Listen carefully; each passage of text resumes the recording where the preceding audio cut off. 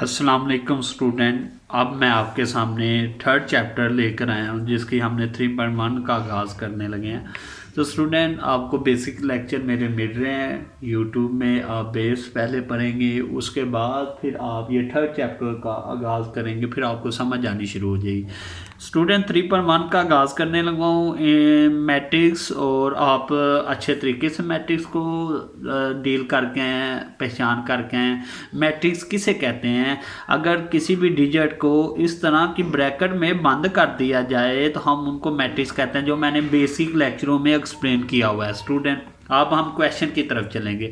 तो ये क्वेश्चन कह रहा है कि आपने पहले ए को 4 से मल्टीप्लाई करना है, 3 को भी ए से मल्टीप्लाई करना है, फिर इन दोनों को माइनस कर देना तो ए जवाब आ जाएगा। तो ये हमने सॉल्व करना है। इसी तरह हमने इसको सॉल्व करना है। हम एक क्वेश्चन को डीपली एक्सप्लेन करेंगे और दूसरा क्वेश्चन आप देखेंगे ऑलमोस्ट उसी तरह ही होगा, तो जिसको फिर हम लेकर चलेंगे। अच्छा स्टूडेंट, ये देखा आपने क्वेश्चन नंबर, ये जो मैं सॉल्व करने लगा ए को, अब ए ये लिखा हमने और इधर 3 के साथ ए ये लिख लिया। अब जब मैंने 4 को 2 से मल्टीप्लाई किया तो ये 8 हो गया, 4 को 3 से किया 12, 4 को 1 से किया तो 4, और 4 को 5 से किया तो 20। अब 3 को 2 से किया तो 6, 3 को 3 से किया तो 9, 3 को 1 से किया, 3 को 5 से किया 15। इस तरह हमने इसे किया। अब माइनस आ गया, तो माइनस कैसे करते हैं? पहले एलिमेंट को पहले में से माइनस, सेकंड वाले को सेकंड में से, 4 वाले को 4 में से, थर्ड वाले को थर्ड में से हम माइनस करते हैं। तो इस तरह हमने माइनस किया तो ये जवाब आ गया। 8 में से 6 निकालो 2, 12 में से 9 निकालो 3, और 4 में से 1 और 3 निकालो तो 1, और फिर 20 में से 15 निकालो तो 5 आ जाएगा। इस तरह हमने ये देखिए ऑल ए ही बन गया है। तो इस तरह हमने इसे सॉल्व करके लेफ्ट हैंड साइड को सॉल्व किया तो राइट हैंड साइड जवाब लिखें। सेम टू सेम इसी तरह आप देखते जाएं को 3 को बी से मल्टीप्लाई किया, 3 को ए से भी मल्टीप्लाई करके माइनस किया, और वो देखिए ये चीज़ ऑलरेडी हमारे पास बन चुकी है। हमने लेफ्ट हैंड साइड का ये जवाब है, आप राइट साइड पकड़ी है। हमने पहले बी और ए को माइनस किया है, माइनस करना आपको आ गया। किस तरह करते हैं? पहले एलिमेंट को पहले में से, दूसरे को दूसरे में, तीसरे को तीसरे, चौथे को चौथे से माइनस करके फिर 3 से मल्टीप्लाई करें, जवाब सेम आ गया। तो हम कहेंगे left hand side is equal है राइट हैंड साइड। स्टूडेंट ये आपको एक मैट्रिक्स दी गई है ए, और इस शो डैट हमने करना है कि ए की पावर 4 लो तो वो आई आइडेंटिटी 2 आती है। इसे I2 का मतलब क्या होता है? आइडेंटिटी 2। अच्छा पहले तो 4 बनाने से पहले हमें स्केयर चाहिए। स्केयर क्या होता है? पावर का मतलब होता है वो चीज़ 2 दफ़ा आपस में मल्टीप्लाई होती है। तो हमने ये दोनों ए को 2 दफ़ा मल्टीप्लाई करने लगे। हमने क्या किया? मल्टीप्लाई करते हुए पहले, अब मल्टीप्लिकेशन अच्छे तरीके से स्टूडेंट आप समझेंगे कि आपने जिस रो को पकड़ना है उसको तब तक नहीं छोड़ना जब तक आगे वाले के कॉलम ख़त्म ना हो जाए। जो पहले मैट्रिक्स आती है उसकी रो पकड़ते हैं, जो दूसरे नंबर पर मैट्रिक्स आती है उसके कॉलम पकड़ते हैं हम। और इस रो को तब तक नहीं छोड़ना जब तक आगे वाले के कॉलम ख़त्म ना हो जाए। मतलब मैंने इस रो को पकड़ा पहले इस कॉलम से, फिर इस रो को पकड़ के इस कॉलम से, जब कॉलम ख़त्म हो जाएगा ये रो छोड़ दूंगा, फिर सेकंड वाली रो पकड़ लूँगा। जब भी आपने मल्टीप्लिकेशन करनी है स्टूडेंट, तो मैंने बेसिक लेक्चर में भी एक्सप्लेन किया हुआ है, तो अभी भी कर रहा हूँ, तो आपने पहले की रो पकड़नी है, दूसरों के कॉलम पकड़ने। अब मैं मल्टीप्लाई करने लगा। आइटा को आइटा से किया तो आइटा स्केयर। अब देखिए इधर से रो वाइज चलना है, इधर से कॉलम वाइज। पहले को पहले से मल्टीप्लाई करना है, बीच प्लस लगा के सेकंड वाले को सेकंड वाले से करना है, उसके कॉलम वाइज नीचे चलना है, इसके रो वाइज चलना है। ठीक है, तो स्टूडेंट आप ध्यान से देखिएगा। आइटा को आइटा से किया आइटा स्केयर, 0 को 1 से किया तो 0, आइटा को 0 से किया तो 0, 0 को फिर आइटा से किया तो ये क्या आ गया? 0। ये देख रहे हैं स्टूडेंट, ऐसे तरतीब से पहले इसके साथ किया फिर इसके साथ किया। अच्छा अब ये रो पकड़ लो, तो 1 को आइटा से किया तो ये आइटा आया, और आइटा को 1 से किया तो ये माइनस आइटा को 1 से किया तो ये माइनस आइटा आ गया। ठीक है, तो इसी तरह हमने इसको किया, 1 को 0 से किया तो 0, और माइनस आइटा को माइनस आइटा से किया तो ये प्लस आइटा स्केयर आ गया। स्टूडेंट ये आइटा स्केयर -1 होता है, और ये 0 आ गया, ये भी कट के 0 आ गया, और ये -1, ये एक ए स्केयर हो गया। अब A4 को क्या लिखेंगे? ए स्केयर मल्टीप्लाई ए स्केयर। अब ए स्केयर ये भी है, ये भी, अब सेम टू सेम उसी तरह मल्टीप्लाई करके हमने ये जवाब बनाना है। ठीक है, तो आप देखें -1 को -1 से किया तो 1, 0 को 0 से, इधर से रो वाइज चले हैं और इधर से कॉलम वाइज चले हैं, तो ये हम सॉल्व करके ये जवाब आई स्केयर आ गया। 2 मिनट का काम है स्टूडेंट, समझ आ गई आपको। अब हम चलते हैं थर्ड क्वेश्चन की तरफ। तो अब इसको सॉल्व करते हैं। उसने क्या, फाइंड एक्स वाई को फाइंड करना हो तो स्टूडेंट जहन में रखिएगा, जब भी 2 मैट्रिक्स के दरमियान इक्वल आ जाए तो रूल होता है, मैथ वाला क्या कहता है कि जब 2 मैट्रिक्स के दरमियान इक्वल आ जाए तो पहला एलिमेंट पहले के इक्वल होता है, सेकंड वाला एलिमेंट सेकंड के इक्वल होता है, थर्ड वाला एलिमेंट थर्ड के, फोर्थ वाला फोर्थ के, और उस तरह इसे सॉल्व कर देते हैं।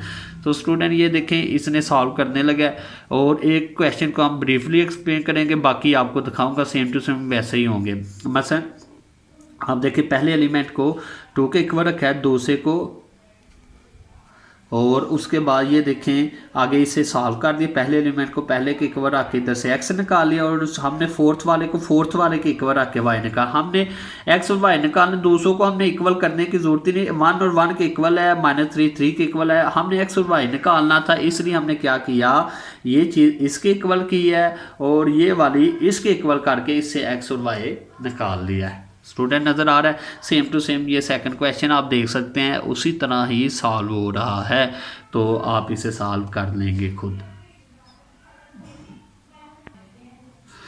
अच्छा, ये सेम टू सेम पिछले क्वेश्चन की तरह ही है, जो हमने फर्स्ट वाला क्वेश्चन किया, तो आप ये सॉल्व कर सकते हैं स्टूडेंट। अब ये 5 वाला भी थर्ड वाले क्वेश्चन की तरह ही है स्टूडेंट, 2 मैट्रिक्स को इक्वल रखना है। अब ये देखें पहले इसे सॉल्व करेंगे, 2 को अंदर मल्टीप्लाई सबके साथ कर दिया, ये देखें मल्टीप्लाई हो गया, फिर इन दोनों को ऐड करके एक मैट्रिक्स कर दिया, जब इक्वल करके एक मैट्रिक्स, तो आपने एक्स वाई निकालना है, तो आप सेकंड वाले को सेकंड वाले के इक्वल रख के एक्स निकालेंगे, और ये देखें ये 5 वाले को 5 वाले के इक्वल रख के आप वाई निकालेंगे, इस तरह एक्स और वाई निकाल लेंगे।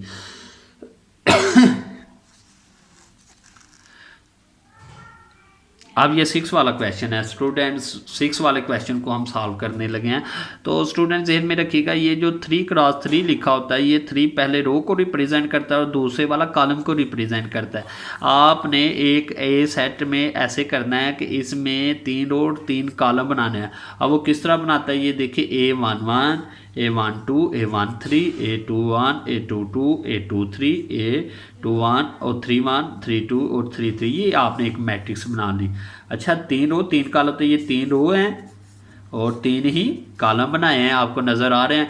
तो इसको आप पहले आपने क्या करना है, पहले ये चीज़ बनानी है, एक अच्छा एक्सप्लेन करूँगा उसको, फिर आप आगे सॉल्व कर सकते हैं स्टूडेंट। तो इसे ब्रीफली देखिएगा, आप सॉल्व कर सकेंगे। स्टूडेंट हमने पहले म्यू को अंदर मल्टीप्लाई करना है, फिर लैम्डा को, म्यू जब मल्टी तो सबके पास म्यू चला जाएगा, ये देखें म्यू A11 के पास भी चला गया, A12 के, A13 के, A21 के पास, सबके पास चला गया। उसके बाद लैम्डा को मल्टीप्लाई किया तो वो भी सबके पास चला गया। अब उसके बाद क्या किया मैंने, सब में देखा लैम्डा और म्यू नज़र आ रहा है सेम, और मैं सब में से कॉमन निकाल लिया लैम्डा म्यू को, तो ये देखें ये बाहर आ गया, और ये सारा ए था, तो इसे हम ऐसे लिख सकते हैं, लैम्डा ये बन गया है, जैसे लेफ़्ट हैंड साइड और राइट हैंड साइड बन गई है, इसे आप लिख सकते हो लैम्डा म्यू ए, ठीक है। तो ये राइट है। अब ये देखें सेम टू सेम ऐसे ही करना है आपने, इसे ए आपको दिया गया है, पहले ये दोनों इकट्ठे ही चले जाएंगे सबके पास, फिर ये A11 इसके पास जाएगा, फिर A12 म्यू के पास, ऐसे लहदा ये दोनों प्लस का निशान है, A11 पहले लैम्डा से A11 2 के म्यू के पास से ऐसे ही हो गया। अब जो लैम्डा वाले हैं उनको सेपरेट कर दिया, बीच प्लस है, ये प्लस नज़र आ रहा है आपको, और म्यू वाले जो मैंने सेपरेट मैट्रिक्स कर दी, दोनों को बीच प्लस है, तो ये लैम्डा बाहर निकाला, इसके पास ये भी लैम्डा ये आ गया प्लस म्यू, इस तरह ये सॉल्व, ये आगे वाला भी सेम टू सेम ऐसे ही क्वेश्चन सॉल्व होगा स्टूडेंट, आपको नज़र आ रहा है, तो आप इसे ब्रीफली कर सकते हैं स्टूडेंट। ये 7 वाला क्वेश्चन है आपको ए, अब ए की किस्सा लेनी है, 2 रो 3 कॉलम, तो आपने ये देखे A11 A12 A13 A21 A22 A23, 2 रो लिए हैं और 3 कॉलम आपने बना लिए, बी के भी इसमें 2 रो और 3 कॉलम, ठीक है। तो शो डैट क्या करना है, सेम टू सेम जैसे पीछे नहीं किया वैसे ही शो डैट करना है। तो स्टूडेंट आप पहले ये चीज़ पकड़ेंगे तो आपको पता लैम्डा ए प्लस बी को पहले ऐड करेंगे, ये ऐड कर लिया, उसके बाद लैम्डा को मल्टीप्लाई कर दिया दोनों के साथ, फिर आपको पता प्लस का निशान लैम्डा दोनों के पास चला गया, दोनों के पास सेपरेट सेपरेट हो गया, फिर प्लस में हमने दोनों मैट्रिक्स को लहदा कर लिया, उसमें से भी लैम्डा बाहर निकाला, वो इस तरह ये चीज़ बन गई। सेम टू सेम वैसे हो गया। ये 8 वाला क्वेश्चन जैसे हमने पीछे क्वेश्चन किया है कि ए 4 सेकंड वाला क्वेश्चन में आई प्रूव करना, तो इसमें भी हमने ए स्केयर पहले फाइंड करना है। ए स्केयर क्या है, आपको ए दिया गया है, ए 2 दफ़ा मल्टीप्लाई हो तो ए स्केयर होता है। अब ये ए स्केयर इसके एक और आके चलना है, इधर ए को स्केयर की जगह 2 दफ़ा ए को लिख लिया, अब दोनों को मल्टीप्लाई किया, ये साथ साथ चलता गया। जब ये कर लिया तो अब ए और बी निकालना था, अब ये फर्स्ट वाले की इक्वल आके ए निकाल लेंगे, और ये जो सेकंड वाले के इक्वल आके उससे बी निकालें, हमने ए और बी निकालना था। सिंपल क्वेश्चन है स्टूडेंट, आपको समझ आ गई होगी।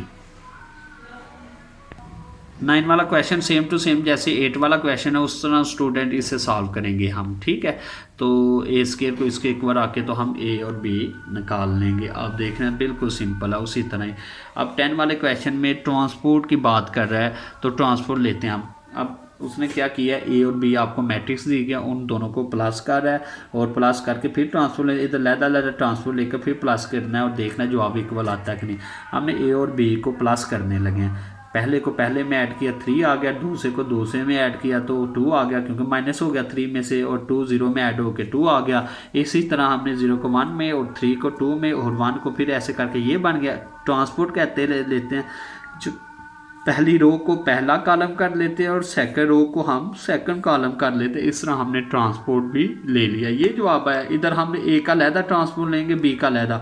ए हमारे पास ये था, जब हमने इसका ट्रांसपोर्ट लिया तो हमने इसे किस में कर लिया, कॉलम में, पहली रो को, दूसरी रो को दूसरा कॉलम, ये का ट्रांसपोर्ट हो गया। अब बी का लेने लगे तो ये पहली रो पहला कॉलम, दूसरी रो दूसरा कॉलम, अब ऐड करेंगे तो सेम टू सेम वही जवाब आ जाएगा।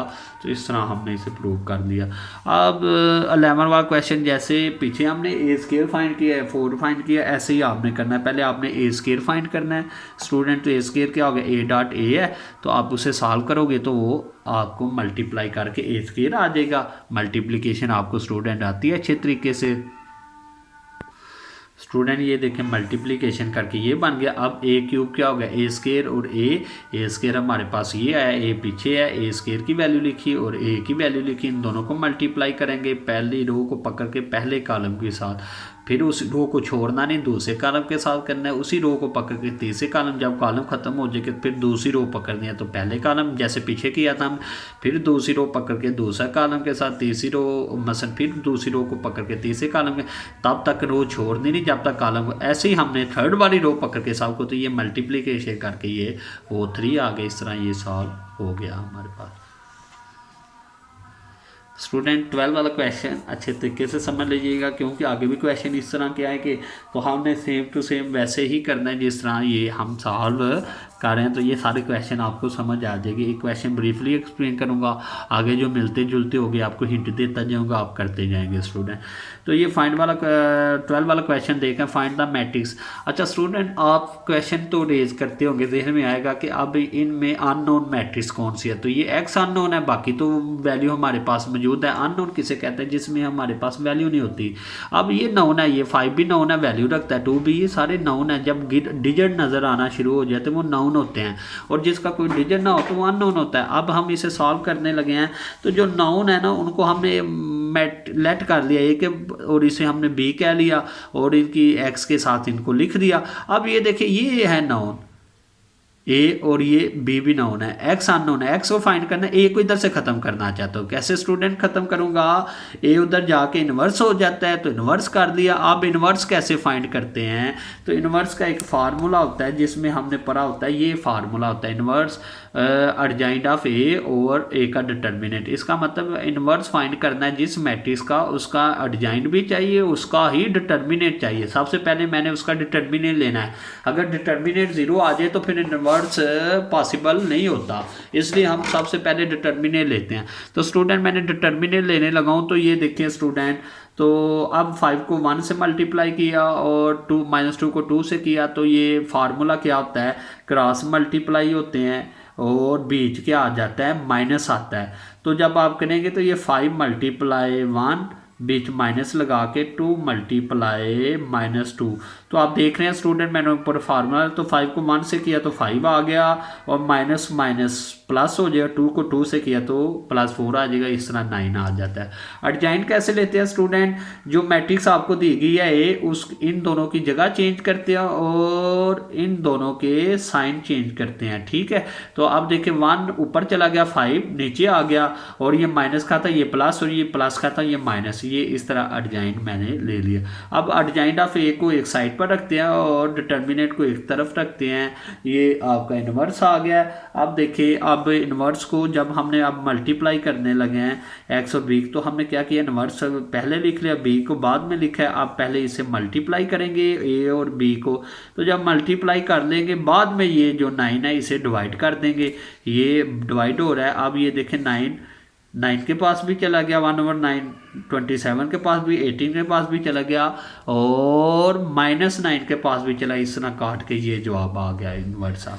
सेम टू सेम आप सेकंड क्वेश्चन भी ऐसे ही करेंगे हम स्टूडेंट, ये आप देख रहे हैं। अब इसे आपने सॉल्व खुद करना है। अच्छा, ये देखिए क्वेश्चन ये सॉल्व हो रहा है स्टूडेंट, मैं आपको ऊपर से दिखा रहा हूँ, ये आप देखते जा रहे हैं और इस तरह आप इसे सॉल्व कर सकते हैं, ये आपका काम है। 13 वाला भी सेम टू सेम ऐसे क्वेश्चन है स्टूडेंट, उसमें जो अननोन है, अब ये ए दे दिया अननोन, तो इसे एक्स और वाई कह लो स्टूडेंट, इसे लेट करके आप सॉल्व कर सकते हैं। तो लेकिन अब इसने ए को अननोन लिख लिया, अब ए की वैल्यू को उसने अननोन रख के सॉल्व करने लगा, तो जब ए को आप इससे मल्टीप्लाई करेंगे तो जैसे फिर मल्टीप्लाई होके ये आ जाएगा। अब जब ये ए बी सी हमने निकालना है तो हम क्या करेंगे, इसको इसके इक्वलेंट, इसको ऐसे इक्वेशनें बना ली। अब कोई दो इक्वेशनों को हम ऐड या सब्ट्रैक्ट करके अब किसको काटना चाहते हैं, हम सी को मसलन काटना चाहिए, ये माइनस का ये प्लस का है, जिसको काटने लगे हैं स्टूडेंट, जब दो दो अननोन नजर आए इक्वेशनों में तो उनको सॉल्व करने का मेथड होता है या ऐड करके दोनों इक्वेशनों को या सब्ट्रैक्ट करके करते हैं। तो ये देखो, अब मैं किसको काटना चाहता हूँ, सी को, तो दोनों की लामतें देखो, अगर मुख्तलिफ हो जिसको काटने लगे हों तो उसको इक्वेशनों को ऐड करते हैं, अगर दोनों सेम हो जाए तो उसे सब्ट्रैक्ट करते हैं। तो लिहाजा ये दोनों मुख्तलिफ थी, मैंने ऐड करने लो, ये काट दूंगा, ये 8 आ जाएगी =10 और 8 उधर जाके डिवाइड, इस तरह ये आ जाएगा। उस तरह फिर उस इक्वेशन में पुट करके मैं सी भी निकाल लूँगा, पुट इन इक्वेशन 2 में, तो इस तरह हमारा सी भी निकल आएगा। इस तरह फिर बी और डी को भी हम सॉल्व करेंगे स्टूडेंट। अब स्टूडेंट ये आपको नज़र आ रहा है, ये बी और डी को उसने ऐड करके तो उसे काट के उससे वैल्यू निकालिए, सेम टू सेम ऐसे सेकंड क्वेश्चन है, ये पिछला बी इनवर्स की तरह है, उसे सॉल्व करके हम सेम टू सेम पिछले ही टॉपिक की तरह इसे सॉल्व करेंगे।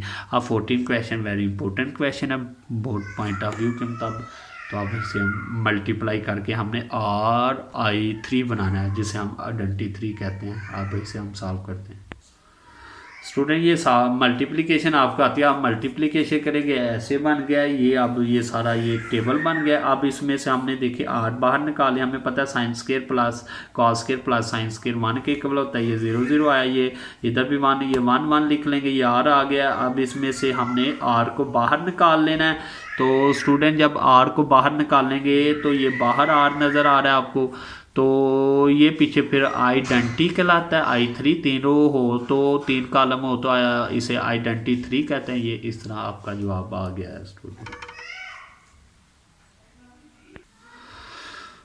हम 3.2 करने लगे हैं स्टूडेंट, तो हम इसे ब्रीफली एक्सप्लेन करेंगे 3.2 को। तो ये देखें, ये बड़ा सिंपल है, पीछे हम करके आए हैं कि ये 3 रो 4 कॉलम आई बनाना है, उसको किससे मल्टीप्लाई करना है हमने, ये हो जाएगा I3 से ए बनाना है। तो ये मल्टीप्लिकेशन तो स्टूडेंट आपको आती है, मैंने ब्रीफली एक्सप्लेन किया। मैं आपको सवाल दिखाता हूँ, ये मैंने I3 बना दिया, 3 रो 4 कॉलम, तो ये ए को 3 रो 4 ये 4 कॉलम नज़र आ रहे हैं आपको, और ये तीनों A11 A12 A13 A14 और A21 A22 A23 A24, ये इस तरह आपने 3 रो और 4 कॉलम बना लिया। अब I3 ये होता है जिसमें 3 रो और 3 कॉलम होता है, उसको मैंने I3 को पहले रखना है, A को बाद में रखना है। जब मैंने इसे मल्टीप्लाई किया तो मल्टीप्लिकेशन आती है पहली रो को पकड़ कर पहले कॉलम से, फिर उसी रो को पकड़ के दूसरे कॉलम से, फिर उसी रो को पकड़ के तीसरे कॉलम से, उसी रो को पकड़ के चौथे कॉलम का, जब कॉलम खत्म हो गए तो फिर रो को छोड़ोगे स्टूडेंट।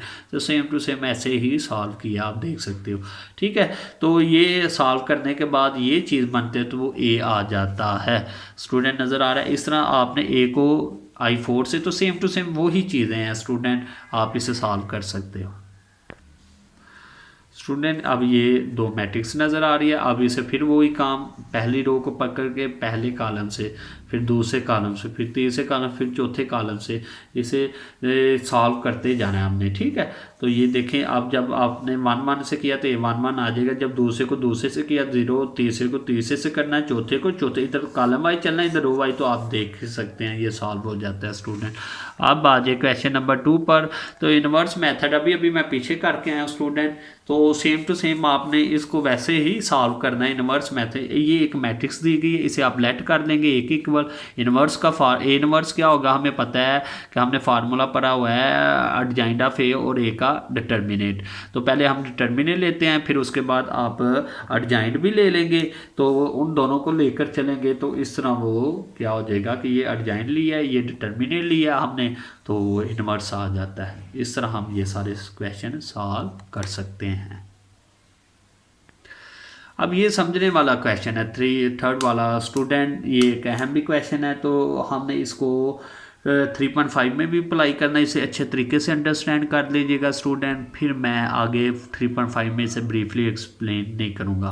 अब ध्यान से देखिए, solve the following system linear equation. जब हमने इसे, तो ये जब आपको इस तरह नज़र आए, इक्वेशन बनी हुई नज़र आए, इक्वेशन किसे कहते हैं जिसमें इक्वल का साइन आए, तो आपने क्या करना है, इसमें 3 मैट्रिक्स बनानी करनी है। वो कैसे बनानी है मैं आपको बताता हूँ। जब भी आपको इस तरह, तो ये एक 3 मैट्रिक्स आपने बनाई है, वो अब मैं इसे एक्सप्लेन करने लगा।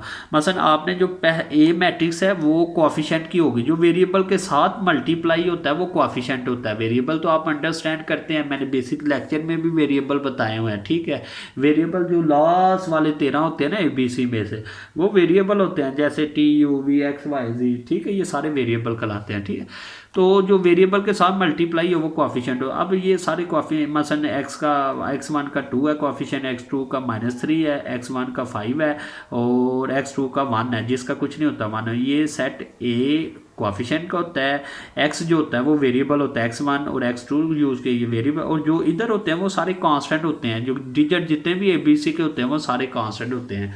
वो ABC के पहले 13 डिजिट कांस्टेंट होते हैं, और जितने भी 1 2 3 4 5 6 7 ये जितने भी डिजिट गिनती के आप लेकर आते हैं ये सारे कांस्टेंट कहलाते हैं, लिहाजा ये कांस्टेंट उनको भी कहते हैं। अच्छा, अब ये तीन दोनों मिल के इस साइड पर है और ये अकेला मैट्रिक्स इधर है, तो हमने इसे ऐसे लिख दिया, A और X एक साइड पर, B एक साइड पर। अब मुझे X चाहिए, जैसे पीछे काम किया तो A उधर जाके इन्वर्स हो जाता है। ये आगे आप पीछे सॉल्व कर चुके हैं स्टूडेंट अच्छे तरीके से। तो इन्वर्स कैसे फाइंड करते हैं, इसका डिजाइन लेके सेम टू सेम पिछले वाले मेथड की तरह ये सॉल्व करना है आप लोगों ने।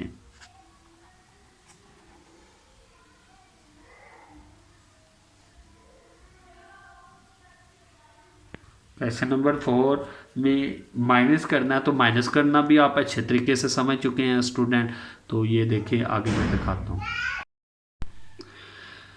अब स्टूडेंट हम 3.3 करने लगे हैं। 3.3 में आपने डिटर्मिनेट लेना है। डिटर्मिनेट आपने 2 रो 2 कॉलम का करके आए हैं स्टूडेंट, पीछे आपने देखा है डिटर्मिनेट कैसे लेते हैं, 2 रो 2 कॉलम का। अब स्टूडेंट आपके सामने 3 रो 3 कॉलम आ गए, इसका डिटर्मिनेट कैसे लेते हैं हम आगे चलते हैं, देखते हैं पेज।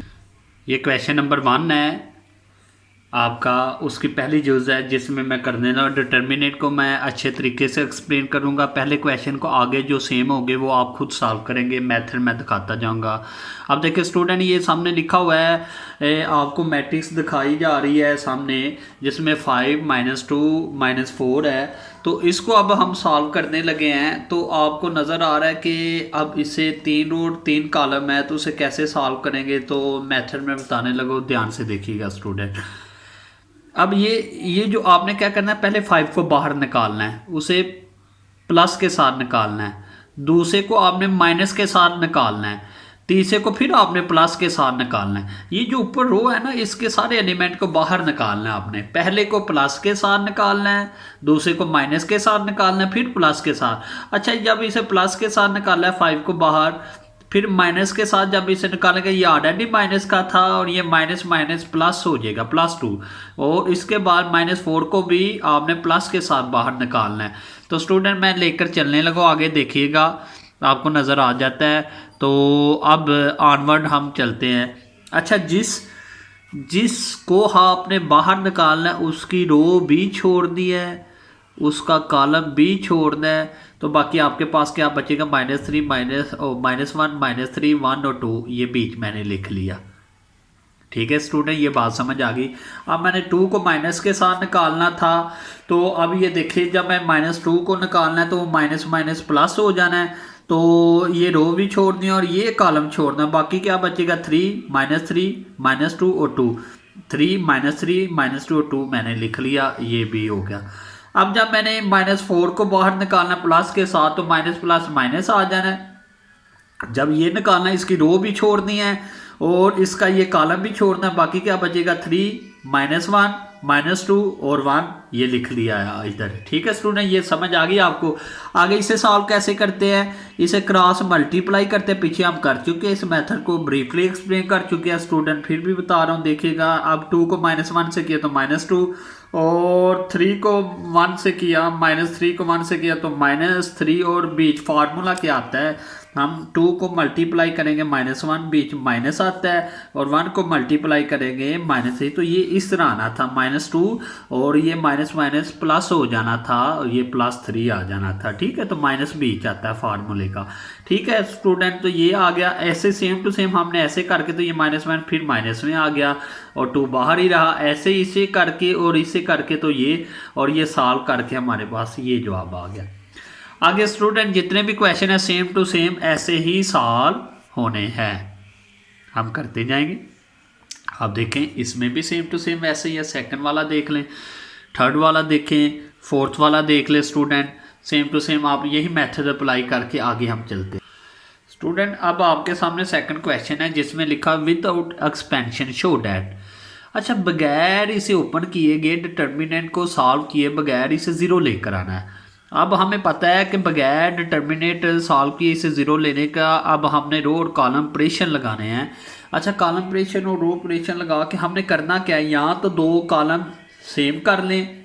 हमने पढ़ा हुआ है कि अगर मैट्रिक्स में आप देखें 2 रो इक्वल आ जाए तो वो किसके इक्वल हो जाती है, 0 हो जाती है, उसे सॉल्व करने की ज़रूरत नहीं है।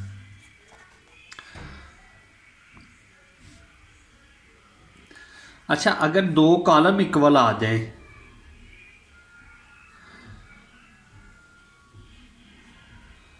तो कहते हैं वो भी 0 हो जाता है, उसे भी सॉल्व करने की ज़रूरत नहीं है।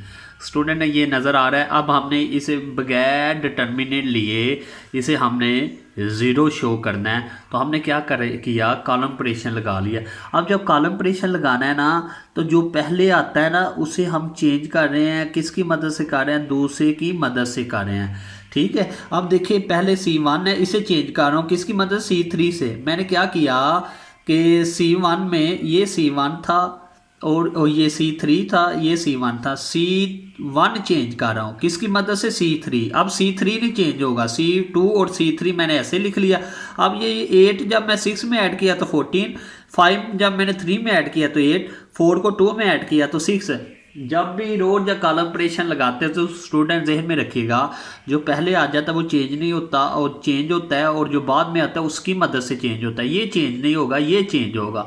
तो हमने इसकी मदद से इसे चेंज करना है। तो लिहाजा जब ये चेंज नहीं हो रहा उसे ऐसे लिख लिया, C3 को, C2 को तो हमने कुछ कहा ही नहीं, उसे भी ऐसे। C1 चेंज हो रहा है तो लिहाजा C3 1 में ऐड करते जाए और जवाब आता गया हमारा। ठीक है, उसके बाद हमने यही सेम टू सेम हमने यही ऐसे करना है। आगे हम देखते हैं कि इसे कैसे सॉल्व करते हैं। कि मैंने अब स्टूडेंट आप देख रहे हैं कि जो कॉलम 1 है उसमें से मैंने 2 कॉमन किया, तो इधर 14 था, उधर 7 रह गया, इधर 8 था, उधर 4 रह गया, इधर 5 था, 6 था, इधर क्या रह गया, 3। तो अब ये देखिए दो कॉलम इक्वल नज़र नहीं आ रहे, ये वाला कॉलम भी और ये वाला कॉलम भी दोनों इक्वल नज़र आ रहे हैं। तो जब ये इक्वल हो तो बाय मैथमेटिक आप मैथ के मुताबिक ये डिटर्मिनेंट ज़ीरो हो जाती है, लिहाजा ये सारी ज़ीरो, 2 से मल्टी ये ज़ीरो। इस तरह स्टूडेंट आपने करना, आगे वाले भी सवाल यही मेथड से होंगे। तो हम क्वेश्चन नंबर 3 पर चलते हैं।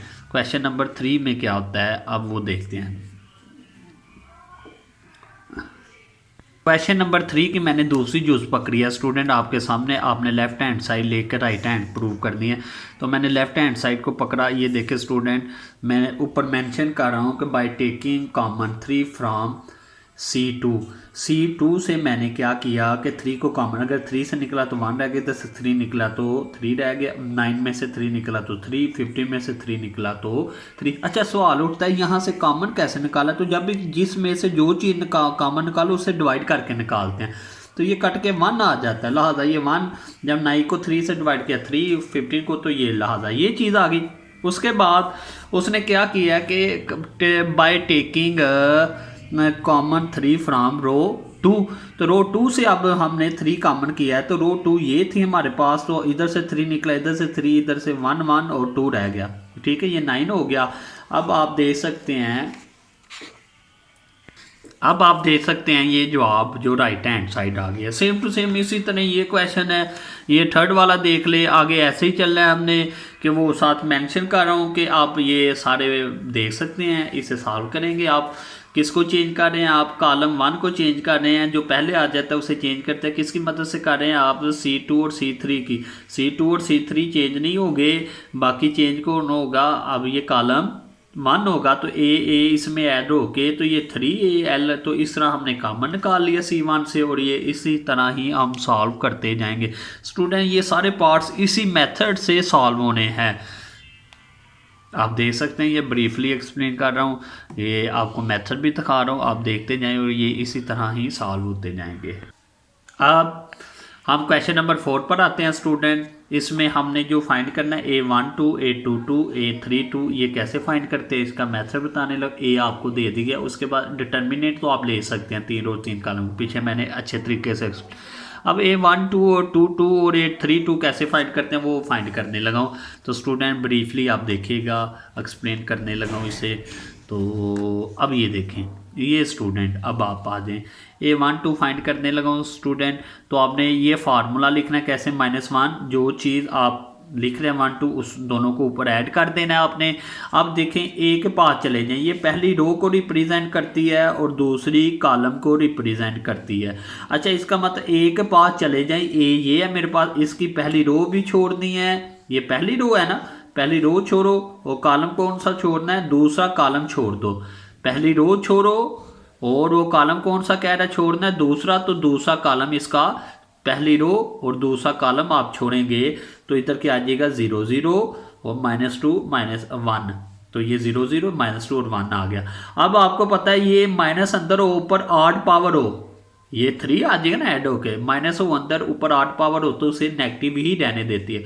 और ये आपको करना आता है, क्रॉस मल्टीप्लाई बीच माइनस लगाते हैं तो ये 0 0 हो जाएगा और ये 0 ही आ जाएगा। इसी तरह 2 2 आप फाइंड करेंगे तो -1 लिख के तो ऊपर दोनों को ऐड कर लेंगे 2। अब ये कह रहा है दूसरी रो और दूसरा ही कॉलम, आपने दूसरी रो छोड़नी है और दूसरा कॉलम, तो 1 -3 -2 और 1, एक ही कह रहा है तो एक ही आपने पकड़नी है। ठीक है स्टूडेंट, उसे वैसे ही सॉल्व करना है। इस तरह आप ये भी मेथड 4 वाला क्वेश्चन भी सॉल्व कर सकते हैं। स्टूडेंट 5 वाला क्वेश्चन जैसे मैंने थर्ड वाला क्वेश्चन सॉल्व किया, सेम टू सेम 5 वाला क्वेश्चन भी ऐसे ही सॉल्व होना है। हम ब्रीफली उसे इस तरह ही एक्सप्लेन करेंगे, आप इसको खुद सॉल्व करेंगे। स्टूडेंट 8 वाला क्वेश्चन आप देख रहे हैं, ये भी सेम टू सेम उसी तरह ही सॉल्व होना है, डिटर्मिनेट की शक्ल में ही है, तो आप इसे सॉल्व खुद करेंगे। स्टूडेंट मैं मेथड दिखा देता हूँ।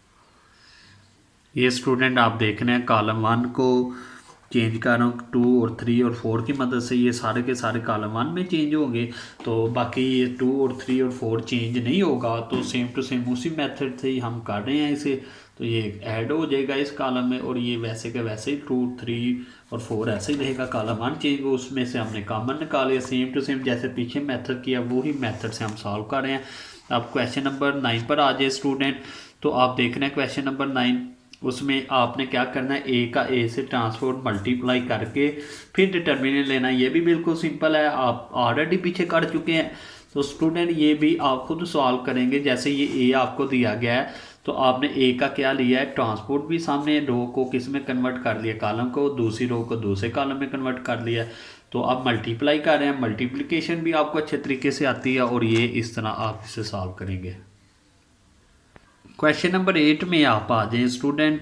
तो स्केल मैट्रिक्स है, ऑर्डर 3 है उसका, जो ऊपर उसने मैट्रिक्स बनाई हुई है उसका ऑर्डर 3 है। तो आपको ए बना के दे रहा है, उसे आपने के को ए से मल्टीप्लाई करना है। तो वो यहाँ दिखा रहा हूँ के सबके साथ चला गया। उसके बाद आपने इसका डिटर्मिनेंट लेना है लेफ्ट हैंड साइड। तो डिटर्मिनेंट देखते हैं, आपने पीछे भी सीखा हुआ है, उसको फिर लेते हैं स्टूडेंट। ये देखिए अब उसने क्या किया है, के को इन तीनों में से बाहर निकाल लिया। जब पहली कॉलम से निकालोगे तो के आ जाएगा, दूसरे कॉलम से भी निकालोगे तो फिर डॉट के आएगा, फिर कॉलम तीसरे से निकालोगे तो फिर के डॉट आए, तीनों के मल्टी क्यूब आ जाएगा और ये सारा ए ही रह जाएगा। ये ए डिटर्मिनेंट इस लेफ्ट हैंड साइड राइट। अच्छा, सिंगुलर मैट्रिक्स किसे कहते हैं, हमने पढ़ा हुआ है सिंगुलर मैट्रिक्स हम उनको कहते हैं जिसका डिटर्मिनेट जीरो के इक्वल आ जाए, वो सिंगुलर होती है। और नॉन सिंगुलर किन को कहते हैं, जिनका डिटर्मिनेट जीरो के इक्वल ना आए। तो वो कह रहा है कि find the value of lambda. अगर आप लैम्डा की वैल्यू फाइंड करते हैं तो ए और बी आर सिंगुलर, ए भी सिंगुलर है बी भी, तो ये दोनों सिंगुलर हैं भाई। इसे आपने ज़ीरो प्रूव नहीं करना, इसे ज़ीरो के इक्वल रख के डिटर्मिनेट को चलना है। जैसा कि ये मैं सवाल एक करता हूँ तो आप दूसरे को खुद करेंगे। ये देखिए ए दिया गया, इसका डिटर्मिनेंट आपको पता है 4 को बाहर निकालना है तो प्लस के साथ, लैम्डा को माइनस के साथ निकालना है और फिर 3 को फिर प्लस के, जिसको बाहर निकालना है उसकी रो भी छोड़नी है, कॉलम बाकी जो बचेगा वो इधर लिख दिए, इस तरह ही वो इधर लिखे हैं। और इस तरह जब इसे मैंने हल किया तो ये इक्वल टू ज़ीरो रख के चाह रहा हूँ। क्यों इक्वल टू ज़ीरो रखा, कह रहे हैं ये सिंगुलर है। तो ये देखे ऊपर भी मेंशन किया कि ए का डिटर्मिनेंट जीरो हो तो वो सिंगुलर होती है, जीरो के इक्वल रख के तो इसे सॉल्व किया। तो इस तरह हमने लैम्डा फाइंड किया। 12 वाले क्वेश्चन में वो कह रहा है स्टूडेंट के which of the following matrix are singular.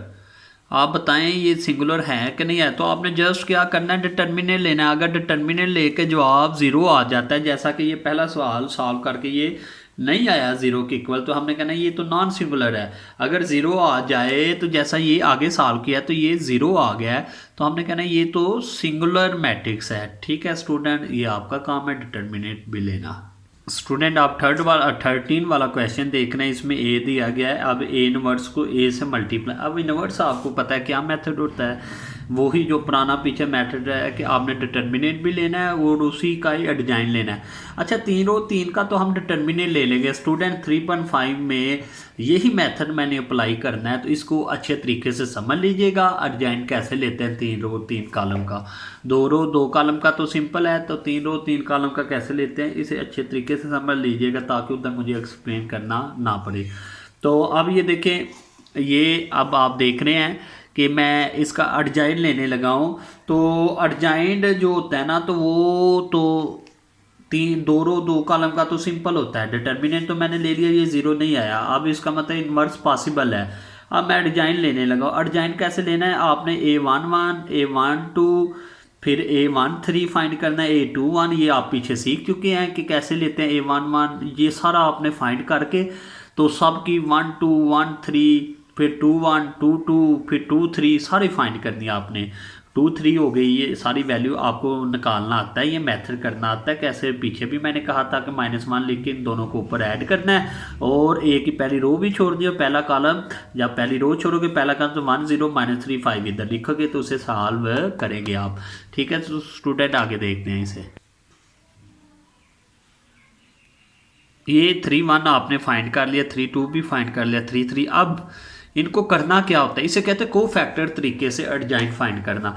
अब ये एडजाइन ऑफ ए है। अब ये क्या करेंगे आप स्टूडेंट, इसे आप A11 A12 A13 लिख के A21 22 23 31 ये सारा लिख लेते हैं। ए का एडजाइन ले रहे ऐसे मेंशन करके उस पर ट्रांसपोर्ट लेते। अब A11 की वैल्यू पीछे आई है वो फिल करेंगे, A12 की जो आई है वो फिल करेंगे, A13 की जो आई है वो फिल करेंगे, सब की वैल्यू फिल करके तो इसे हमने ट्रांसपोर्ट लिया तो ये एडजाइंड ऑफ ए हो जाता है। एडजाइंड ऑफ ए को ऊपर रखा आप उसे आगे हम मेथड अप्लाई करेंगे। अर्जेंट ऑफ ए को ऊपर रखेंगे साइड पर और डिटर्मिनेंट को और उसे इन्वर्स आ गया, इन्वर्स ये आया। अब इसे मैंने ए से मल्टीप्लाई करने लगा, मल्टीप्लाई करके ये जवाब आ जाएगा। ये मेथड है मल्टीप्लिकेशन का। 14 same to same simple question है 14 वाला। आप स्टूडेंट देखें वेरीफाई, आपने पहले ए और बी को मल्टीप्लाई करना है, मल्टीप्लाई करना आता है, ये देखिए नीचे मेंशन कर रहा हूँ, ए और बी को मल्टीप्लाई करके ये जवाब आया। अब इसका क्या लेना है, हमने इन्वर्स भी लेना है। तो हमें इन्वर्स का पता है कि अर्जेंट ऑफ ए, और ये देखिए उसका ही डिटर्मिनेंट नीचे रखना, उसका डिजाइन। तो 2 रो 2 कॉलम का तो डिजाइन लेना आता है आपको, ये डिजाइन लिया आपने। ए भी हमारे पास ये है, इन दोनों की जगह चेंज करनी है और इन दोनों की लामतें चेंज करनी है। तो लामतें चेंज की और डिटर्मिनेंट हमारे पास ये दोनों रख के तो ये इन्वर्स आ जाएगा। ये जवाब आप बी का लहदा इन्वर्स लेके ए का लहदा इनको मल्टीप्लाई करके हमने जवाब लेकर आना। स्टूडेंट आप 15 क्वेश्चन का भी हमने ट्रांसफर लेना है। तो ए बी को पहले मल्टीप्लाई करके फिर ट्रांसफर लेना और बी का लहदा ट्रांसफर लेके ए का लहदा फिर मल्टी। ये बिल्कुल सिंपल है, पीछे वाले क्वेश्चनों की तरह ही है जो मैं पीछे कर चुका हूँ ऑलरेडी। अब 16 वाला क्वेश्चन देखते हैं स्टूडेंट। तो 16 वाले क्वेश्चन में आपको ए दिया गया है और आपने ए का पहले इन्वर्स लेना है, इन्वर्स भी आपको लेना आता है, फिर ट्रांसफर लेना है, फिर वो किसके इक्वल आएगा, ए का ट्रांसफर लेकर फिर इन्वर्स लेना है। वो भी सिंपल है, पीछे आप ऑलरेडी कर चुके हैं। स्टूडेंट 3.4 में हमने जस्ट क्या करना है कि एक सिमेट्रिक प्रूव करना है, एक स्क्यू सिमेट्रिक। सिमेट्रिक क्या होता है, अगर आप एक मैट्रिक्स का ट्रांसपोज लेते हो फिर वो उसी के इक्वल आ जाए तो उसे कहते हैं सिमेट्रिक। अगर आप उसी मैट्रिक्स का ट्रांसपोज लेते हो वो माइनस के साथ इक्वल आ जाती है तो उसे कहते हैं स्क्यू सिमेट्रिक।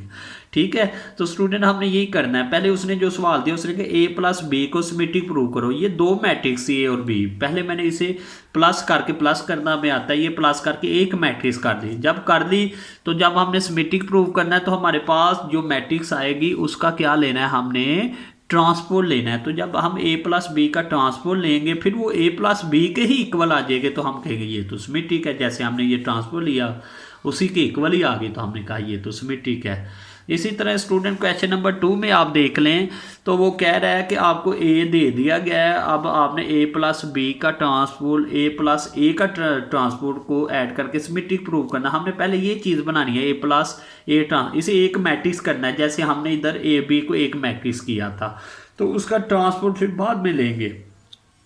तो हमने ये देखे काम शुरू कर दिया, ए हमें दिया गया है, ए का हमने ट्रांसपोज भी ले लिया, इन दोनों को फिर ऐड करके एक मैट्रिक्स कर। अब हमने ऐड करके एक मैट्रिक्स बना लिया है। अब इसका मैंने ट्रांसपोज लिया है और वो उसी के इक्वल आगे जिसको ऐड किया था तो उसे कहते हैं सिमेट्रिक। अगर आप a-8 बनाकर सेम टू सेम आप उसको क्या करेंगे, उसका ट्रांसपोज लेंगे, वो माइनस के साथ आ जाएगी वो चीज़, तो आप कहेंगे ये तो स्क्यू सिमेट्रिक है। भाई आप स्टूडेंट समझ आ रही है ना सिमेट्रिक और स्क्यू सिमेट्रिक क्या होती है। अब थर्ड वाला क्वेश्चन में आपने वो कंसेप्चुअल बातें करनी है स्टूडेंट, उसमें आपको सेट नहीं दिए जाएंगे। वो कह रहा है कि भाई आपको if A any square matrix order 3 है, उसका ऑर्डर 3 आप ए प्लस ए का, तो आपने क्या करना है कि सिमेट्रिक प्रूव करने के लिए ट्रांसपोज लेते हैं। आप इसका ट्रांसपोज लेंगे, ये आपको क्वेश्चन दिखा रहा हूँ कि आपने ए और प्लस ए का ट्रांसपोज लेना। तो जब ट्रांसपोज दोनों पर सेपरेट हो गए, अब इसका ये ट्रांसपोज से कट जाता है और ये देखें उसी तरह आगे आप साइड चेंज कर लें, जिसका मैंने ट्रांसपोज लिया उसी के ये तो सिमेट्रिक हो गया। ठीक है, तो अब a-a ट्रांसपोज को स्क्यू सिमेट्रिक प्रूव करना, फिर ऐसे ही मैंने ट्रांसपोज लूँगा वो माइनस के साथ आ जाएगी तो उसे हम कहेंगे स्क्यू सिमेट्रिक।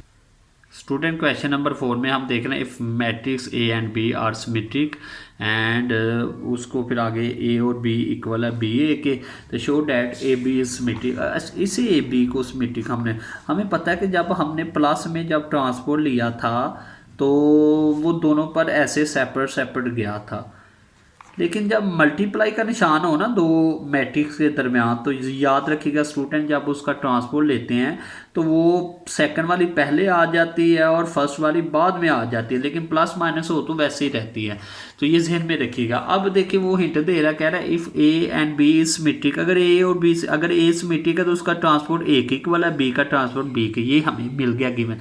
और ये भी कह रहे हैं ए बी इक्वल है बी ए के, ये भी गिवन है। अब शो क्या करना है हमने स्टूडेंट कि ए बी सिमेट्रिक। अब मैंने ए बी पर ट्रांसपोज लेना शुरू किया स्टूडेंट, तो जब मैं इसका ट्रांसपोज लूँगा ए बी का ट्रांसपोज, तो वो आपको पता है सेकंड वाली मल्टीप्लाई का निशान है, सेकंड वाली पहले फर्स्ट वाली बाद में। तो अब बी का ट्रांसपोज बी के इक्वल है, ए का ट्रांसपोज ए के इक्वल है, बी आया। अब ए बी का ट्रांसपोज लिए, ये बी अब उल्टा आ रहा है, तो हम कहेंगे ए बी किसके इक्वल है, बी ए के। तो बी ए की जगह हम ए बी लिख लेंगे, जिसका मैंने ट्रांसपोज लिया उसी के इक्वल, ये सिमेट्रिक प्रूव हो गया। सेम टू सेम 5 वाला क्वेश्चन भी सेम टू सेम हम ऐसे ही करेंगे स्टूडेंट। तो अब 6 वाले पर आ जाए, हार्मिशन प्रूव करना है। वो कैसे हार्मिशन, अब जब हमने हार्मिशन प्रूव करना है स्टूडेंट, तो जहन में रखिएगा, हमने पहले मैट्रिक्स का कॉन्जुगेट लेना है, फिर उसका ट्रांसपोज लेना है, फिर अगर वो उसी मैट्रिक्स के इक्वल आ जाए तो वो हार्मिशन है। अगर आप मैट्रिक्स का कॉन्जुगेट लेकर उसका ट्रांसपोज ले और वो माइनस के इक्वल आए तो उसे कहते हैं स्क्यू हार्मिशन। उसे क्या बोलते हैं, स्क्यू हार्मिशन। तो स्टूडेंट हमने यही मेथड इधर भी अप्लाई करना है। ये पहले मैंने इन दोनों को प्लस करके एक मैट्रिक्स किया स्टूडेंट, फिर मैंने इसका कॉन्जुगेट लिया, फिर ट्रांसपोज लूँगा। कॉन्जुगेट आइटा वाले की लामत चेंज करता है, पीछे भी हम पढ़ चुके हैं। फिर इसका मैं ट्रांसपोज लूँगा और वो उसी के इक्वल आ जाएगा, तो हम कहेंगे ये तो हार्मिशन है। ठीक है स्टूडेंट, क्वेश्चन में देख, और स्क्यू हार्मिशन में भी आप देख रहे हैं स्टूडेंट कि उसका हम ट्रांसपोज लेकर वो माइनस के साथ इक्वल आया, तो हम कहेंगे ये स्क्यू हार्मिशन है। तो ये 7 वाला क्वेश्चन भी सेम टू सेम स्टूडेंट ऐसे ही होगा, सिमेट्रिक और स्क्यू सिमेट्रिक की तरह। स्टूडेंट अब ए आपको दिया गया, फाइंड ए को ए कॉन्जुगेट ट्रांसपोज से मल्टीप्लाई करना। ये भी बिल्कुल सिंपल है, कॉन्जुगेट भी आपको लेना आता है, मल्टीप्लाई करके आप सॉल्व कर सकते हैं। ये थी हमारी 1.3.4। स्टूडेंट हम 3.5 करने लगे हैं, उसके जो ऊपर solve the following system linear equation Cramer rule. ठीक है, तो क्रैमर रूल के मुताबिक हम सॉल्व करेंगे आज इसे। तो आपको पता है जब इस तरह लिखी हो, तो मैंने एक अनाउंसमेंट की थी 3.2 में कि आपने इसको ए सेट लिखना है, ए मैट्रिक्स लिखनी है। ए मैट्रिक्स क्या होती है, कोएफिशिएंट की होती है। वो सारे कोएफिशिएंट हमने लिख ली, उसका हमने डिटर्मिनेंट भी ले लेना है, डिटर्मिनेंट भी हमें लेना आता है। तो फिर जब हमने डिटर्मिनेंट लेकर ये जवाब आ गया, तो आपने D1 लेना है। D1 क्या होता है स्टूडेंट, कि आपने x, y और z को समझना होता है। ठीक है, मसलन आपको ये सेम टू सेम मैं इसमें आ जाता हूँ कि ये देखें, आप सेकंड क्वेश्चन पर आए, आपको मैं थोड़ा को एक्सप्लेन करता हूँ D1 क्या होता है, D2 क्या होता है, तो फिर आपको समझ आ जाएगी। ये देखें स्टूडेंट, आपको नज़र आ रहा है ये सोल्यूशन सेकंड क्वेश्चन का। ए मैट्रिक्स बनाई है, इसका डिटर्मिनेंट हमने लेकर ये ले लिया है। अब D1 मैं लेने लगा हूँ स्टूडेंट। तो D1 कैसे लूँगा कि आप पहले देखेंगे इसमें x1 वाली कौन सी लाइन है, ये सारी x1 वाली है। D1 का मतलब है कि x1 वाली लाइन नहीं लिखनी, हमने किसकी लिखनी है, उधर जो कांस्टेंट होगी उसकी जगह ये लिख दें, उसे D1 कहते हैं, बाकी वैसे ही लिखना है। D2 क्या होता है कि आपने x2 वाली जो दूसरा कॉलम है वो नहीं लिखना। D1 का मतलब है पहला कॉलम नहीं ए का लिखना, D2 का मतलब है ए का दूसरा कॉलम नहीं लिखना, D3 का मतलब है ए का तीसरा कॉलम नहीं लिखना।